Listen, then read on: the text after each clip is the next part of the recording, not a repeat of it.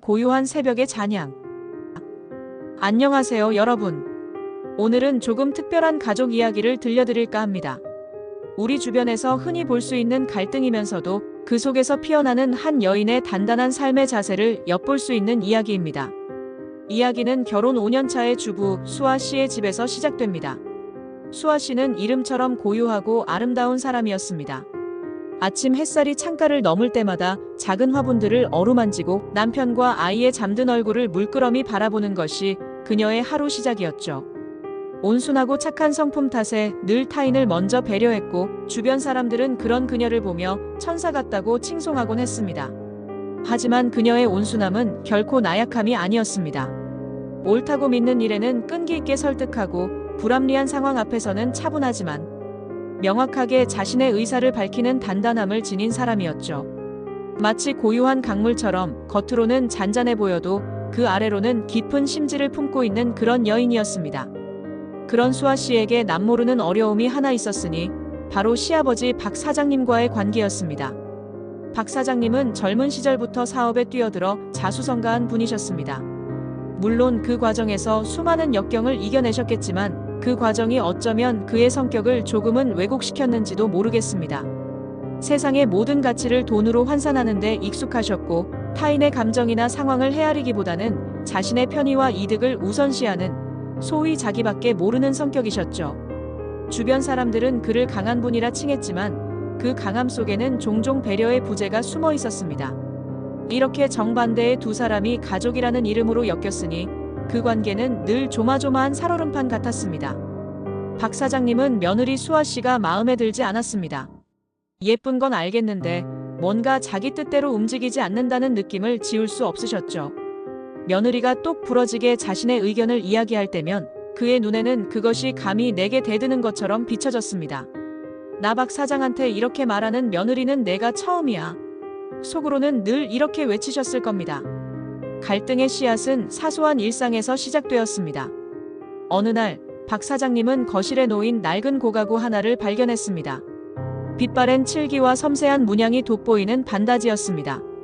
수아 씨에게는 시어머니의 친정에서부터 내려오던 할머니의 손때 묻은 유품이자 시어머니가 가장 아끼던 물건이었죠. 수아 씨는 반다지 안에 시어머니의 추억이 담긴 작은 사진첩과 오래된 편지들을 고이 보관하고 있었습니다. 수아야, 저 낡은 가구는 언제까지 저렇게 둘 거니? 집이 좁아 죽겠는데 당장 중고상에 내다 팔아버려. 박 사장님이 어느 날 아침 식사 자리에서 불쑥 내뱉은 말이었습니다. 보기만 해도 답답하다. 이런 건 다 돈이야, 돈. 수아 씨는 깜짝 놀랐습니다. 식탁에 앉은 남편과 아이도 시아버지의 갑작스러운 말에 숟가락을 내려놓았습니다. 아버님, 그건 어머님이 정말 아끼시던 거예요. 제게도 의미가 깊은 물건이고요. 수아 씨는 차분하고 정중하게 대답했습니다. 그녀의 목소리에는 단호함이 깃들어 있었습니다. 박 사장님은 코웃음을 쳤습니다. 의미? 그게 밥 먹여주니? 돈이 의미지. 내가 알아봤는데 꽤 값나간다고 하더구나. 당장 팔아서 너 쓸 돈이라도 해라. 괜히 집만 지저분하고. 수아 씨는 더 이상 말을 잇지 못했습니다. 그녀는 잠시 숨을 고른 후 깊은 눈빛으로 시아버지를 응시했습니다. 아버님, 죄송하지만 그건 안 될 것 같아요. 돈보다 더 소중한 가치도 있다고 생각합니다. 어머님의 추억과 저의 마음이 담긴 물건이에요. 만약 아버님이 불편하시다면 제 방 안쪽에 따로 두거나 조그만 공간을 마련해서 보관할게요. 하지만 절대 처분할 수는 없습니다. 박 사장님은 순간 말문이 막혔습니다. 온순하기만 하던 며느리에게서 이런 단호한 거절을 들으리라고는 상상조차 못한 일이었죠. 그의 얼굴에는 당황스러움과 함께 미묘한 불쾌감이 스쳐 지나갔습니다. 남편은 옆에서 눈치를 보며 어쩔 줄 몰라 할 뿐이었습니다. 너는 참.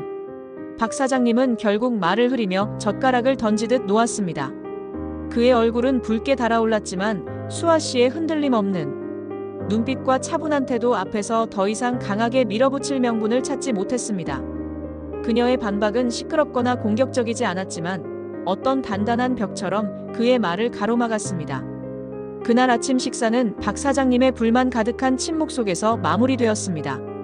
수아 씨는 식사를 마치고 조용히 그릇을 정리하며 자신의 결정을 굳건히 지켜냈습니다. 그녀는 시아버지가 돌아서 나가는 뒷모습을 보며 생각했습니다. 어쩌면 아버님께서는 돈이 아닌 다른 가치를 배울 기회가 없으셨는지도 모른다. 내 방식대로 천천히 보여드려야지.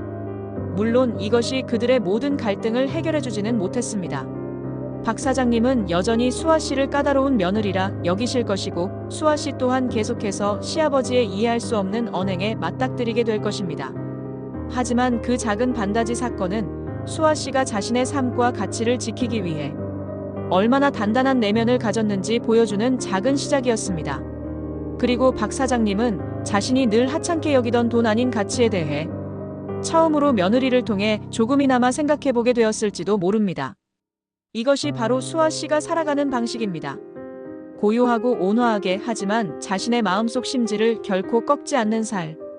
어쩌면 그 단단함이 언젠가는 꽁꽁 얼어붙은 박 사장님의 마음까지도 녹일 수 있지 않을까요?